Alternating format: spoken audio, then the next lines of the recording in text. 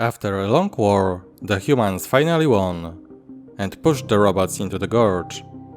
However, the enemy gathered forces and attacked again.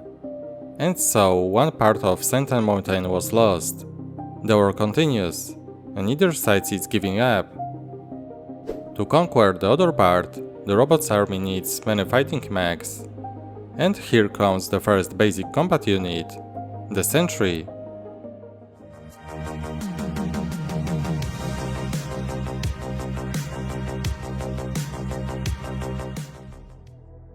Today it's time for the other side of the conflict, the robots and their smallest combat unit. In this episode I'll be building the Sentry and rebuild this set into my new, better version. This is also the next episode of my new Exo Force series. I'll tell you the details and interesting facts about this great series. This is also preparation for building a larger project to celebrate the 20th anniversary of Exo Force, which will take place next year. So time to power up and let's get started. The Machine Rebellion Dam has appeared many times in the pop culture. Exo Force was similar. In the beginning, robots lived alongside humans and helped them in their hard work, until one of the machines had a breakdown.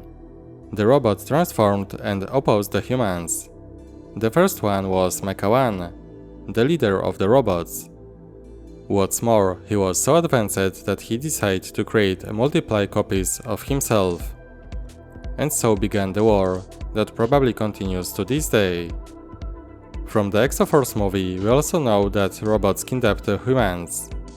In one shot we see humans working off the construction of striking Venom. We also know that Takeshi's family is in captivity. On the robot side we can distinguish a few basic units. The most important, of course, is the Mecha 1. Unfortunately I still don't have legs, but I'll definitely buy them in the next opportunity. Then we have a few kinds of devastators, which control the large mechs. There are 4 types, differing in color. We have Trans Red, Trans Medium Blue, Trans Neon, and an additional one in Pearl Grey. The lowest in the hierarchy are the Iron Drones, designed for heavy duty on the front lines.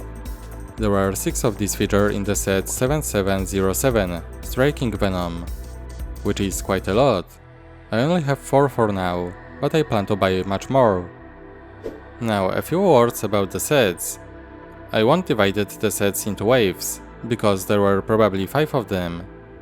In 2006, a total of 13 official sets were released. There were also a few polybags, but I won't go into them. This year 2 special sets were released, Supernova and Bridgewalker. Both of these sets are currently fetching huge price. I'll consider remastering these great sets in the future. In 2007, 11 sets were released. I didn't have anything from this wave. At the time I was busy with another series, Castle of course. There were many good sets, but also some weak ones. One in particular deserves attention, Ario Boozer. These sets still look fantastic. The last year of the series only featured 7 sets. I didn't like the last stage at all. Minimechs appeared in this wave. The idea may have been good, but none of the sets interest me. Just like with Uplink, my Sentry also got stickers. There are even more of them here than the previous mech. If you are planning to build something with Exo Force, check out the Brick sticker shop. You can get stickers for most Exo Force sets. I think I'll have to ask making them for Supernova or Striking Venom. But I'll think about this later, after building all planet mechs. The Sentry's construction is quite similar to Uplink's. After all, it's the same class of mech. In fact, the Sentry was the first mech I built. I started with the feet. It's a fairly small element, but well throughout. I managed to add a few details here, and one part with a sticker. The next element is the rest of the leg, mounted on a small ball joint. There are also a few details at the back, and at the front a large wedge with a pyramid center and many stickers. This is a very interesting part that we got thanks to the Exo Force series. Besides the Exo Force, this element only appears in 4 sets, last time in 2010 in the Atlantis series, which you can also find on my channel. The next element I built was the main body. This one went without any problems. The Iron Drone only needs to buy 2 stats and 2 control sticks. I added a few details at the back. There's also an antenna for communication with other units. I also added a small signal light, useful for night combat, and a connection to Minegun's power supply. I'll talk about that in a moment. It's a simple design and serves its purpose perfectly. And finally, the arms were left. I used ball joints hinges here. This allows the mech to freely move whatever it's holding. Here are the rocket launchers and a large cannon. I connected a power cable here, which I really like. Thanks to it, we get the impression that this mech's main weapon is truly powerful. My remaster of the Sentry is ready.